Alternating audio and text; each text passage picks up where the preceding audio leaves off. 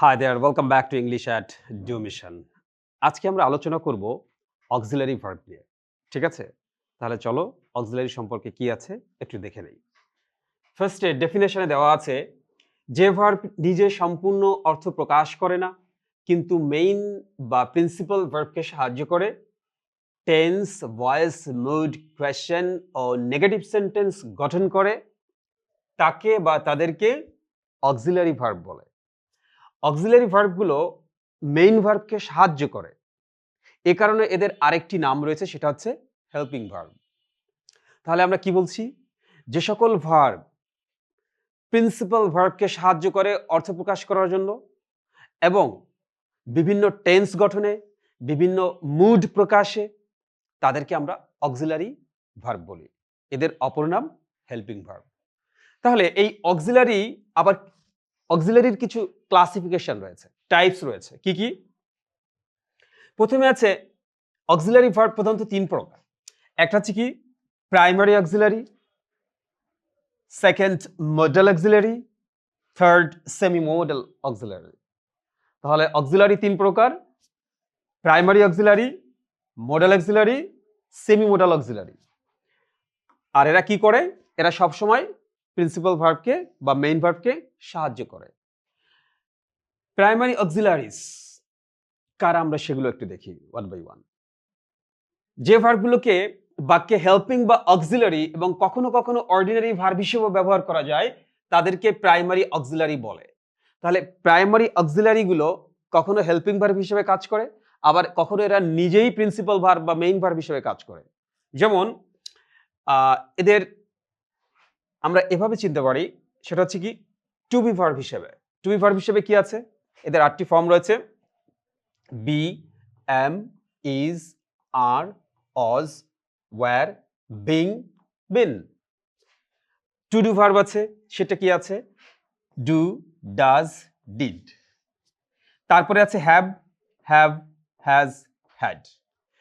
তাহলে প্রাইমারি অক্সিলারিগুলো, এই যে ভার্বগুলো আমরা এখানে দেখছি, এরা কখনো মেইন ভার্বকে সাহায্য করবে বা প্রিন্সিপাল ভার্বকে সাহায্য করবে, আবার কখনো নিজেরাই সাহায্য করা বাদ দিয়ে নিজেরাই প্রিন্সিপাল ভার্ব হয়ে যাবে।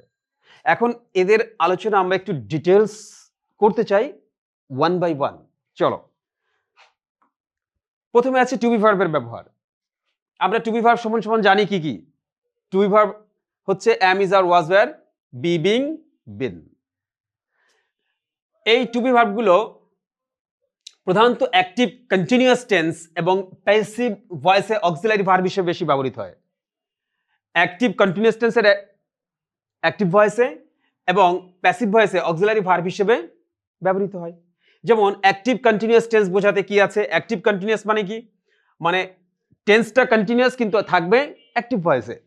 যেমন এখানে তখন স্ট্রাকচার এরকম: subject am, is, are, was, were, V one তার সাথে ING. Subject am, is, are, was, were plus ভার্বের প্রেজেন্ট ফর্ম তার সাথে আইএনজি। যেমন she is writing a letter, সে একটা চিঠি লিখছে। এখানে সাবজেক্টকে শি, ইজটা হচ্ছে প্রেজেন্টের অক্সিলারি, আর এই রাইটিং হচ্ছে মেইন ভার্ব। তাহলে এটা হচ্ছে আমার অক্সিলারি আর এটা হচ্ছে আমার মেইন ভার্ব। এটা অক্সিলারি ভার্ব, এটা হচ্ছে মেইন ভার্ব। তাহলে ইজ কাকে সাহায্য করছে? রাইটিংকে, মেইন ভার্বকে। তাহলে ইজটা হচ্ছে এখানে প্রেজেন্ট কন্টিনিউয়াস টেন্সের auxiliary verb. Next, she was writing a letter, এখানে সাবজেক্ট she, ওয়াজটা হচ্ছে আমার অক্সিলারি, আর এই যে আইএনজি রাইটিং এটা হচ্ছে কন্টিনিউয়াস মেইন ভার্ব, আর এটা হচ্ছে আমার অবজেক্ট। তাহলে ওয়াজ প্লাস আইএনজি হলে, ভার্বের প্রেজেন্ট ফর্মের সাথে আইএনজি হলে সেটা পাস্ট কন্টিনিউয়াস হয়ে যায়। তাহলে এটা পাস্ট কন্টিনিউয়াস। আবার কি আছে? she is writing, এখানে is প্লাস ভার্বের সাথে আইএনজি, তার মানে এটা কন্টিনিউয়াস। কোন কন্টিনিউয়াস? Present continuous. একইভাবে she was writing, সেম, এটাও কি? এটা ওয়াজ আছে, আইএনজি আছে, পাস্ট কন্টিনিউয়াস। তাহলে টু বি ভার্বগুলো কন্টিনিউয়াস টেন্সের অ্যাক্টিভ ভয়েস গঠনে সাহায্য করে। ঠিক আছে? অর্থাৎ subject plus am, is, are, was, were plus মূল ভার্বের সাথে আইএনজি। এবার প্যাসিভ ভয়েসে অক্সিলারি ভার্ব হিসেবে এটা ব্যবহৃত হয়। এরকম প্রেজেন্ট কন্টিনিউয়াসে কি হবে? যে সাবজেক্ট বসবে, অ্যাম, ইজ, আর বসবে, তারপরে বিং বসবে, আর মূল ভার্বের পাস্ট পার্টিসিপল হবে, তারপরে বাই বা অন্য প্রিপোজিশন, এবং সাবজেক্টের অবজেক্টিভ ফর্ম হবে। এটা আমরা ডট ডট দিয়ে বলেছি এ কারণে যে শর্টকাট ওয়েতে বোঝানোর জন্য। তাহলে a letter is being written by her, দেখো এখানে সাবজেক্ট আছে a letter, ইজটা হচ্ছে অক্সিলারি, বিংটা হচ্ছে মেইন ভার্বের আইএনজি চলে গেছে, আর রাইটের পাস্ট পার্টিসিপল হচ্ছে রিটেন, তারপরে বাই প্লাস হার, তার মানে এটা প্যাসিভ মুডে আছে, তাহলে এটা প্রেজেন্ট কন্টিনিউয়াস টেন্স। দ্বিতীয়টা দেখো present perfect passive, subject have has been, বিনটা আসে ওই যে টু বি ভার্বের পাস্ট পার্টিসিপল হচ্ছে বিন, আর হ্যাভ হ্যাজ হচ্ছে প্রেজেন্ট পারফেক্ট টেন্সের অক্সিলারি, তাহলে টু বির পাস্ট পার্টিসিপল এখানে বিন, তাহলে দি লেটার হ্যাজ বিন, হ্যাজটা হচ্ছে প্রেজেন্ট পারফেক্টের অক্সিলারি আর প্যাসিভের, আর এই বিনটা হচ্ছে মূল অতিরিক্ত অক্সিলারি প্যাসিভের, আর এই রিটেনটা হচ্ছে পাস্ট পার্টিসিপল, ঠিক আছে। তাহলে এটা প্যাসিভ মুডে, তারপরে বাই আছে, তারপরে হার আছে, তার মানে প্রেজেন্ট পারফেক্ট টেন্সের প্যাসিভ করতে গেলে আমরা টু বি ভার্বটা পেয়ে থাকি। তাহলে দেখো ফিউচার এবং সেই টু বিটা কিন্তু এখানে এই যে বিন হয়ে গেছে, ফিউচার ইনডেফিনিট প্যাসিভ, অর্থাৎ ফিউচার টেন্সেও কিন্তু প্যাসিভ দরকার। ফিউচার ইনডেফিনিট মানে কি subject plus shall will plus ভার্বের প্রেজেন্ট ফর্ম। এই যে এখন এটাকে আমি যদি প্যাসিভ করি তাহলে কি হয় দেখো, the letter will be written by her, এখানে দি লেটার হচ্ছে আমার সাবজেক্ট, সরি এখানে দি লেটার হচ্ছে আমার সাবজেক্ট, আর উইল হচ্ছে আমার অক্সিলারি ফিউচার ইনডেফিনিটের, আর বি হচ্ছে আমার অতিরিক্ত, প্যাসিভ করতে গেলে ফিউচার ইনডেফিনিট অতিরিক্ত বি আসে, আর এই রিটেন হচ্ছে পাস্ট পার্টিসিপল, বাই হচ্ছে প্রিপোজিশন, হার হচ্ছে সাবজেক্টের অবজেক্টিভ ফর্ম। তাহলে এখানে দেখো আবার সেই টু বি ভার্ব চলে আসছে, তাহলে ফিউচার ইনডেফিনিট টেন্সের অ্যাক্টিভ ভয়েসকে প্যাসিভ করতে গেলেও আমরা কি পাই, আমরা বি ভার্বটাকে পেয়ে থাকি। নেক্সট প্রিন্সিপাল ভার্ব হিসেবেও প্যাসিভ বসতে পারে, প্রিন্সিপাল ভার্ব হিসেবে কি করতে পারে, প্যাসিভ প্রিন্সিপাল ভার্ব হিসেবেও বসতে পারে টু বি ভার্ব, অর্থাৎ am is are was were সবসময় যে অক্সিলারি হিসেবে অন্য ভার্বকে সাহায্য করবে, that's not all the time true. এটা কি করবে, এটা অন্য জায়গায় অন্য অন্য অর্থাৎ এরা প্রিন্সিপাল ভার্বকে সাহায্য না করে নিজেই প্রিন্সিপালের জায়গা দখল করতে পারে, তখন এরা নিজেরাই প্রিন্সিপাল ভার্ব হয়ে যায়। যেমন তখন সাবজেক্টটা কিরকম হয়, তখন স্ট্রাকচারটা এরকম হয় সেন্টেন্সের, subject plus am is are was were, am is are was were, তারপরে কমপ্লিমেন্ট, কমপ্লিমেন্ট মানে কি অ্যাডজেক্টিভ অথবা নাউন বা নাউন ভাবাপন্ন বা নাউনের মতো এরকম কোনো শব্দ, অ্যাডজেক্টিভ অথবা নাউনের মতো কাজ করে, কি কি জিরান্ড আছে, ইনফিনিটিভ আছে, তারপরে নাউন ফ্রেজ আছে, নাউন ক্লজ আছে, এগুলো হচ্ছে আমার কমপ্লিমেন্ট। তাহলে কমপ্লিমেন্ট হতে পারে অ্যাডজেক্টিভ বা নাউন ফ্রেজ বা নাউন ক্লজ বা জিরান্ড বা ইনফিনিটিভ ইত্যাদি, এগুলো সম্পর্কে আমরা সেন্টেন্সের ক্লাসে করেছি সাবজেক্ট অবজেক্ট কমপ্লিমেন্ট সম্পর্কে, ওখান থেকে দেখে নিতে পারো। তাহলে আমরা একটু দেখি এটার এক্সাম্পলে কি আছে। কমপ্লিমেন্ট অ্যাডজেক্টিভ হিসেবে কমপ্লিমেন্ট থাকলে তার আগে কি বসে, এই টু বি ভার্ব বসে। যেমন দেখো এইখানে এই অনেস্টটা কিন্তু অ্যাডজেক্টিভ, এই অনেস্ট অ্যাডজেক্টিভ, আর এই শিটা হচ্ছে আমার সাবজেক্ট, তাহলে সাবজেক্ট সম্পর্কে এই অ্যাডজেক্টিভ কোনো একটা ইনফরমেশন অ্যাড করছে, তার মানে এটা অ্যাডজেক্টিভ, এটা এই টু বি ভার্ব, এই টু বি ভার্বের কমপ্লিমেন্ট হিসেবে বসে, তার মানে কি complement to be verb complement গ্রহণ করে, ঠিক আছে। একইভাবে আই এম টায়ার্ড, এখানে টায়ার্ডটা হচ্ছে আমার অ্যাডজেক্টিভ, আইটা হচ্ছে আমার সাবজেক্ট, আর এমটা হচ্ছে আমার টু বি ভার্ব, অর্থাৎ সাবজেক্ট এবং অ্যাডজেক্টিভ এর মাঝখানে টু বি ভার্ব বসবে, তখন এই ইজ এই এম এরা কিন্তু প্রিন্সিপাল ভার্ব, এরা মেইন ভার্ব, এখানে কিন্তু অন্য কোনো ভার্বকে এরা সাহায্য করছে না।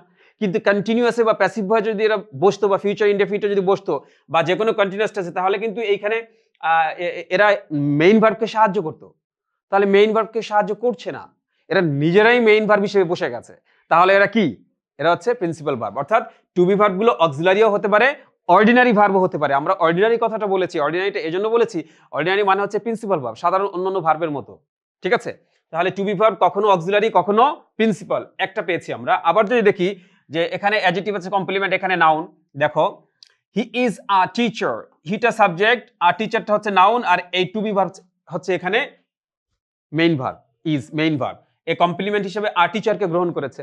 আবার শি ওয়াজ আ সিঙ্গার, শিটা সাবজেক্ট, ওয়াজটা টু বি ভার্ব, আর সিঙ্গার হচ্ছে নাউন, তাহলে নাউন এবং সাবজেক্ট, ঠিক আছে, এই দুটোর ভিতরে অ্যাটাচমেন্ট করেছে কে, টু বি ভার্ব ওয়াজ, তাহলে টু বি ভার্ব ওয়াজ কিন্তু আর কাউকে হেল্প করছে না এখানে, তাহলে এরা এটা নিজেই মেইন ভার্ব বা প্রিন্সিপাল ভার্ব, ঠিক আছে।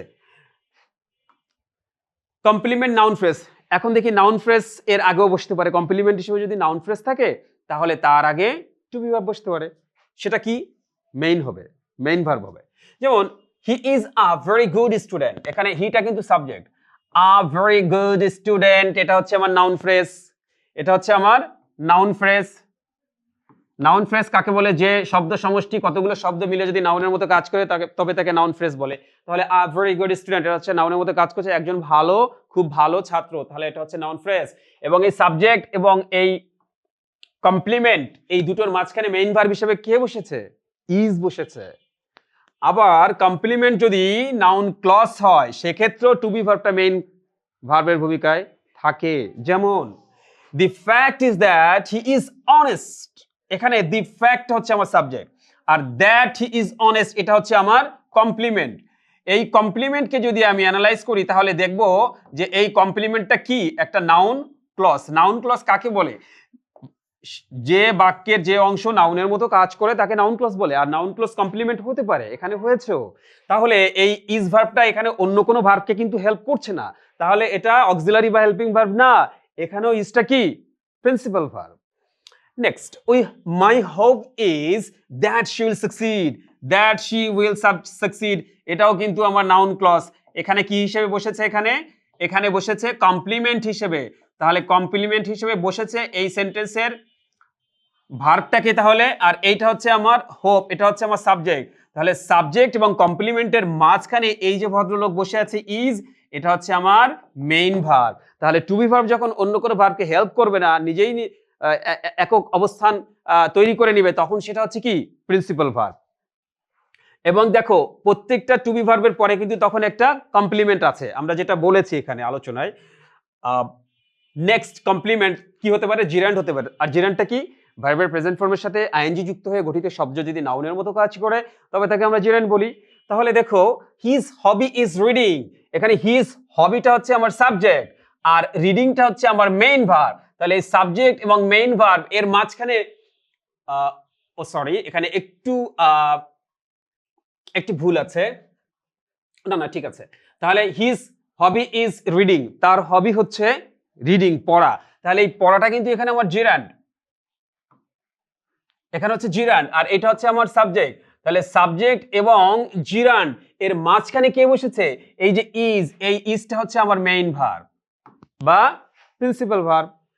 আবার দেখো হার ফেভ ওয়ার্ক ইজ টিচিং, অর্থাৎ হার ফেভারিট ওয়ার্ক ইজ টিচিং, এখানে সাবজেক্টটা হচ্ছে কে? হার ফেভারিট ওয়ার্ক, আর টিচিংটা হচ্ছে জিরান্ড। এই জিরান্ডটা এখানে কমপ্লিমেন্ট হিসেবে বসেছে। এটা হচ্ছে কি? জিরান্ড, যে নাউনের মতো কাজ করেছে। তাহলে এইখানের এই দুটোই হচ্ছে আমার কমপ্লিমেন্ট। এখানে এই বাক্য দুটির কমপ্লিমেন্ট, এখানে রিডিংটাও জিরান্ড, এখানে টিচিংটাও জিরান্ড, আর এখানে সাবজেক্ট হিজ হবি আর এখানে সাবজেক্ট হার ফেভারিট ওয়ার্ক। তাহলে এই দুটোর মাঝখানে ইজ বসেছে, তাহলে ইজ কিন্তু অন্য কাউকে সাহায্য করছে না, তাহলে ইজটা হচ্ছে মেইন ভার্ব। তোমাদের কাছে মনে হতে পারে যে আইএনজি যুক্ত ভার্ব তো কন্টিনিউয়াস ভার্ব। আরে ঠিক আছে, সেটা যখন মেইন ভার্ব হিসেবে বসবে, আর যখন আইএনজি যুক্ত ভার্বটা নিজেই কোনো নাউনের অর্থ প্রকাশ করবে তখন সেটা তো জেরান্ড হয়ে যাবে।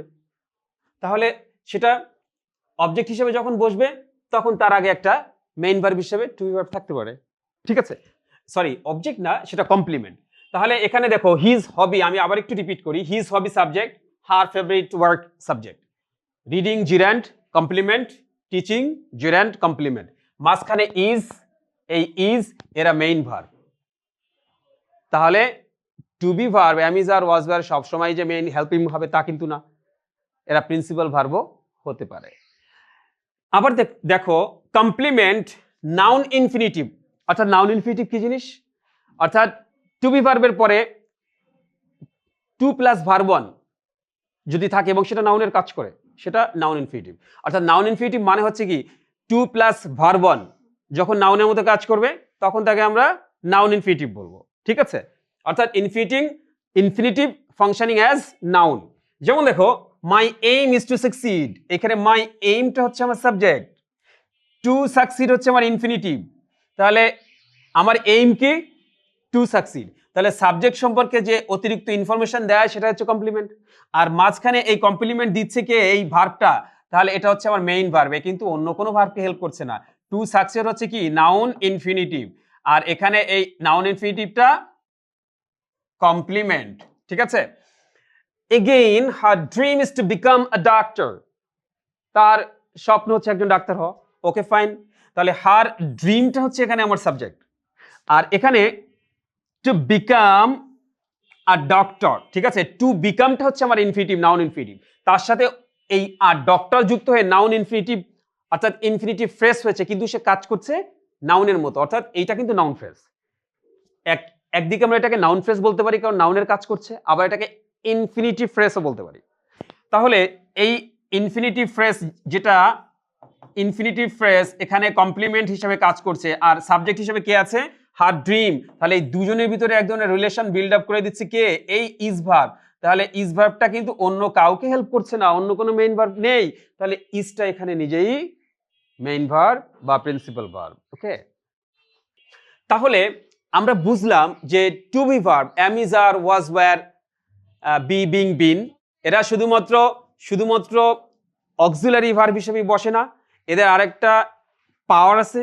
সেই পাওয়ারটা হচ্ছে এরা সবসময় কি করে, সেন্টেন্সের অক্সিলারি ভার্ব হওয়া সত্ত্বেও এরা কি করতে পারে, এটা এককভাবে প্রিন্সিপাল ভার্ব হিসেবে বসতে পারে। আশা করি তোমাদের আর কোনো সমস্যা নেই। Thank you very much.